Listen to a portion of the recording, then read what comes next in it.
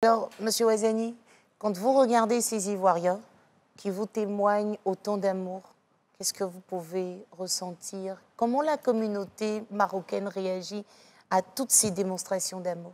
Ça, c'est un spectacle extraordinaire parce que ce n'est pas donné à tout le monde de voir cette cohésion entre deux peuples.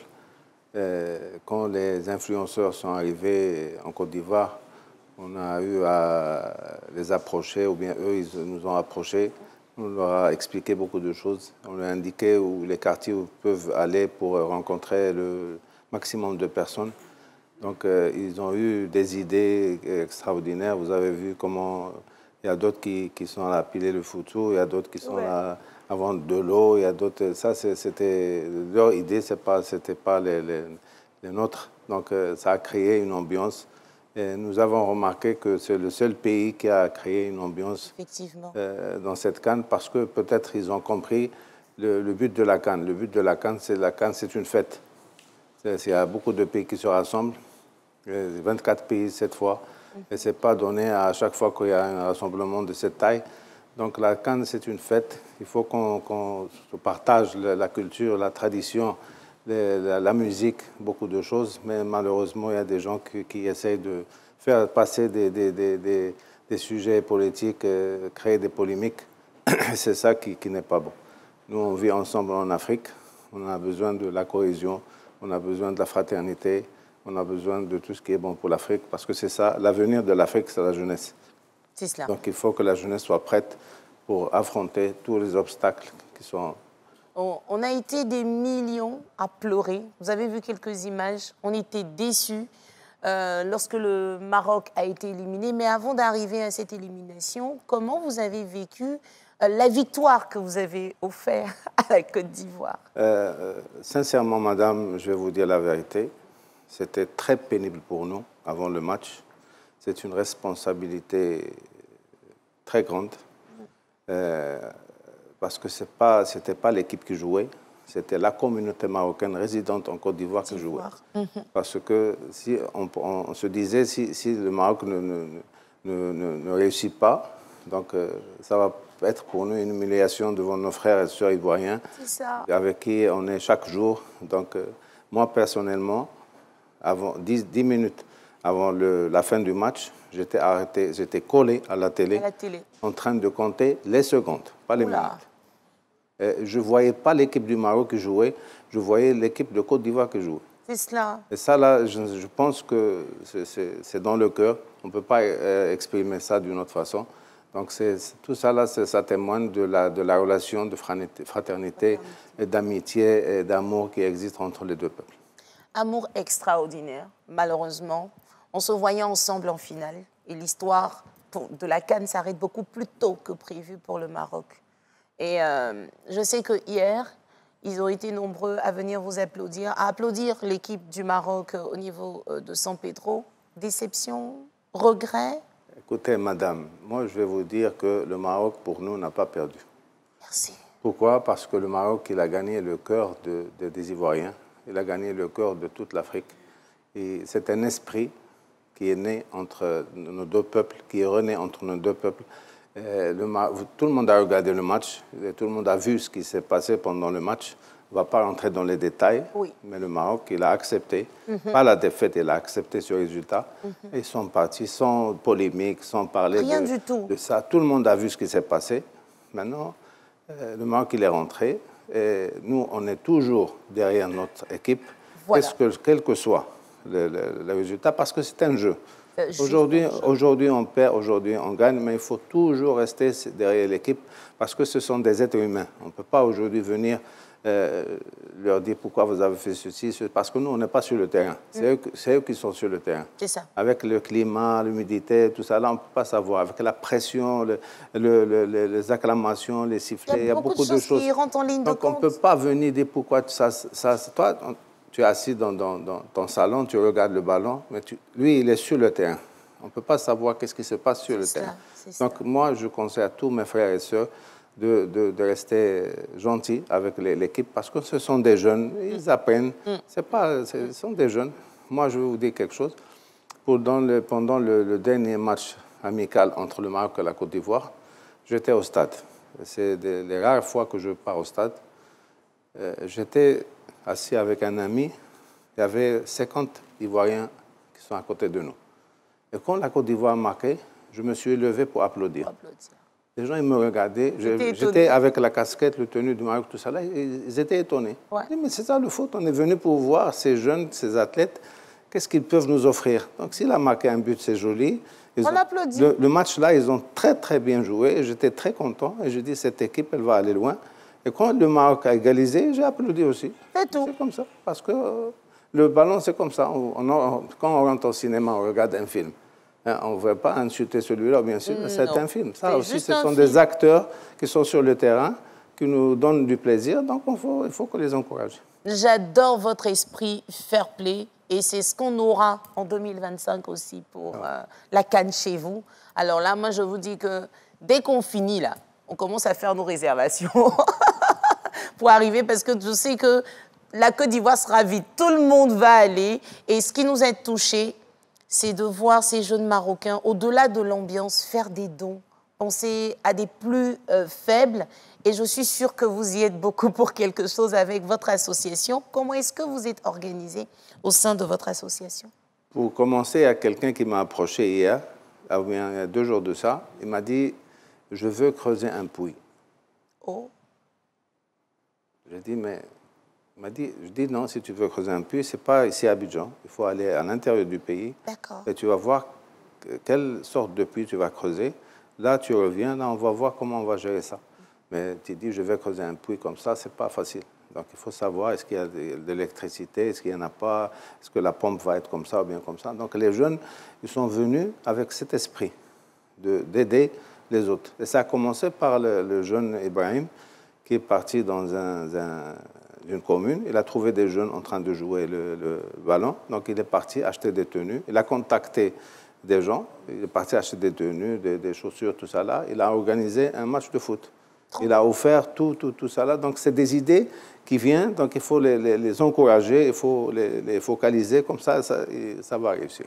Donc, chacun est fait pour lui. Vous avez vu la dame qui est en train de vendre de l'eau. De l'eau, oui, elle avait la bassine sur la tête. Ça fait 7 ans, elle vit en Côte d'Ivoire.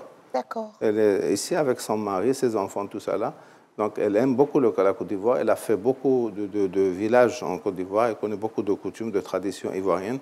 Donc, elle a fait ce geste-là et tout le monde était étonné, mais c'était bon. Magnifique. En tout cas, une seule émission ne pourra pas suffire pour dire tout ce qui s'est passé durant la CAN. Et on s'apprête un tout petit peu, je l'ai dit, pour 2025 déjà. On sera au Maroc et il y a Miss Ouezeni qui nous a apporté un plateau parce que les Marocains ont l'art de recevoir. Ça, franchement, je ne sais pas, mais quand un Marocain vous reçoit, si vous n'avez pas pris 5 kilos, ça va nous étonner. Alors, vous nous avez apporté, je peux prendre le plateau, mais avec plaisir. Quand on arrive chez un Marocain, on vous fait un plateau comme ça, oui, des petits fours, pour vous souhaiter la bienvenue. Je vais vers quelle caméra pour bien zoomer sur ce que j'ai? Alors, qu'est-ce qu'on a, Miss Ouezeni? D'accord, on a des gâteaux aux amandes, des gâteaux au miel, aux dattes, aux graines de sésame et voilà, un peu de tout. C'est bon! Gâteau avec l'amande, avec le sucre dessus, chocolat blanc, chocolat noir. Donc voilà, un peu de tout. En matière de pâtisserie, franchement, je ne sais pas si il y a un autre pays qui peut rivaliser avec vous. C'est extraordinaire tout ça. Ça, c'est déjà pour souhaiter la bienvenue. Ça, c'est accompagné d'une boisson? Non, du thé. Du thé? Toujours du thé, oui. Waouh, pourquoi? En fait, c'est la culture chez nous. Oui. Donc, une fois qu'on donne les petits fours, c'est toujours accompagné de thé. De thé. C'est plus agréable de soit accompagné de thé. Très bien. Après, est-ce que le repas chez vous, il est gras? Non, pas du tout. Vous avez tout à l'heure dit, si vous venez au Maroc, vous prenez 5 kilos. Donc déjà, chez nous, vous avez l'entrée. L'entrée, c'est plusieurs petits plats. Vous avez le premier plat, vous avez le deuxième plat, et là, vous avez le dessert. Super. Ou forcément, des calories. On est bien servi. Après, Monsieur Ouezeni, il y a un Ivoirien qui m'a dit, en venant sur ce plateau, de poser une question. Il voudrait épouser une Marocaine. Est-ce que c'est possible? L'association, quand on a commencé, ce n'était pas l'Assemblée du Conseil des Marocains résidant en Côte d'Ivoire, c'était l'Association des commerçants marocains résidant en Côte d'Ivoire. Très bien. Donc, on s'occupait, on a créé l'association officiellement en 2004. Ça fait 20 ans. D'accord. Donc, on a commencé à s'occuper, après les événements de 99, tout ça là, donc on a commencé à s'occuper des commerçants. Mais quand on a approché la communauté, on a trouvé qu'il y a beaucoup de mariages mixtes. Donc on est beaucoup. Hein. Voilà, les mariages mixtes, il y a des femmes qui sont mariées avec des frères de la sous-région et des femmes de la sous-région qui sont mariées à des Marocains. Il y a d'autres qui sont mariés au Maroc, il y a d'autres qui sont mariés ici. Donc ces mariages, il y a des enfants. Donc ces enfants, ils sont un peu perdus. Ils ne savent pas... S'ils sont marocains ou ivoiriens. Voilà. Donc nous, on a approché ces familles, on a recensé ces familles, on a discuté avec eux pour savoir qu'est-ce qui se passe, tout ça. Là, on a trouvé que ça se passe très bien, qu'il y a beaucoup de femmes marocaines qui sont venues ici, ils ont accepté de se marier avec des Ivoiriens. Et ils vivent sans problème, en harmonie, les enfants sont là. Donc nous, on a approché les enfants, comme ça, s'il y a des colonies de vacances, quelque chose comme ça, on les inscrit sur les listes. Et on les fait partir au Maroc, ils passent 15 jours là-bas, ils ont une idée du Maroc, parce qu'il y a d'autres qui ne veulent pas partir. C'est ça. Parce qu'il y a des femmes qui sont mariées, ils sont là, ils partent, la femme part de temps en temps, mais les enfants sont là. Mais nous, on n'est pas d'accord, il faut que les enfants... aillent découvrir aussi. On est aussi en contact avec des associations d'Ivoiriens au Maroc, hein, pour voir qu'est-ce qu'on peut faire pour ceux qui sont nés là-bas, ils ne sont jamais venus ici. Pour découvrir la Côte d'Ivoire. Voilà, donc pour vous répondre à votre question, ça c'est très normal, on est des Africains entre nous, sans problème. L'Afrique, ce n'est pas subsaharien, l'Afrique, ça commence du Maroc jusqu'à l'Afrique du Sud. Tous, on est africains, sans problème, ça passe très bien. Alors Georges, c'est un de l'équipe technique, en fait, qui a insisté pour que je pose la question. Parce qu'il se demandait, bon, en Afrique, il faut donner des dots, il faut faire des cérémonies compliquées. Alors que lui, il a décidé de ne pas mourir sans avoir épousé une Marocaine. C'est son rêve de vie, c'est son combat qui est là. Pour les dots, les cérémonies, tout ça, là, ça dépend des moyens. Il y a des gens qui sont partis. Il faut surtout aller, par exemple, ici, là, aller à l'ambassade pour déclarer le mariage. C'est cela. Si vous voulez faire une fête, vous faites. Si vous ne voulez pas aussi, on fait un mariage à invitez les amis, les frères. Non, il faut que les gens sachent qu'il y a un mariage. Comme ça, ils ne vont pas dire c'est concubinage. Donc, si vous invitez les amis proches du quartier, tout ça, là, ils vont savoir que cette femme, elle est mariée avec ce monsieur. C'est à M. Ouazani pour savoir son pronostic. Côte d'Ivoire, Mali, c'est demain. Côte d'Ivoire, Mali, c'est un match qui sera très sérieux. Merci beaucoup. Et nous, tous, on attend ça. Est-ce que nous attendons des joueurs et de la population de rester fair play? Et savoir que le Maroc, que la Côte d'Ivoire... Non, papa, même si tu as dit Maroc, là, nous-mêmes, on sait que c'est de nous tu parles. Il y a quelqu'un qui m'a appelé hier, il m'a dit, je veux le t-shirt marocain, mais ça n'existe plus en Côte d'Ivoire. Donc, je suis sûr et certain que la plupart des supporters vont porter le maillot marocain pour remercier l'équipe marocaine. C'est cela. Et comme j'ai dit, les Ivoiriens et les Maliens vivent en communion.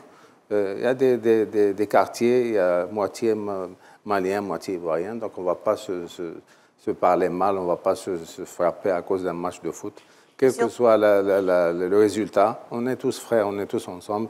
Que le meilleur gagne, on va suivre le match avec un fair play et c'est fini.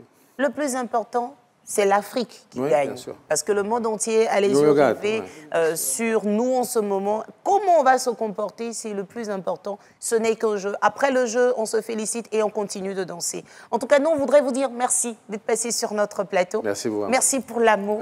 Merci pour la fraternité. Merci à vous. Et après l'émission, je dois prendre les contacts enlevés. Il faut que j'aille réserver l'hôtel où je vais rester. Mais, Madame Zélie Kayoura, merci de vous arranger avec les responsables de la télé pour qu'on fasse une émission Matin Bonheur depuis le Maroc pour les téléspectateurs ivoiriens. Ça va être des choses qui vont s'organiser. S'il vous plaît. Oui.